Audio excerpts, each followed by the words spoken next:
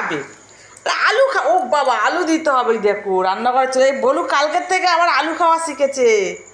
আলু আগেও খেত, এখনও খাচ্ছে।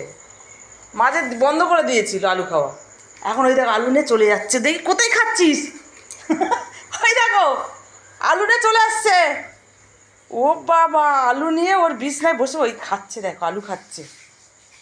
এই মা, আবার যাবে, আবার চাইতে যাবে।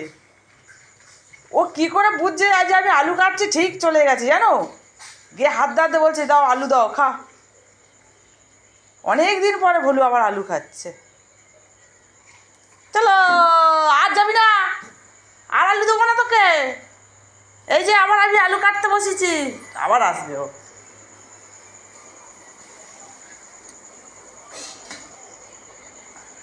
ভাত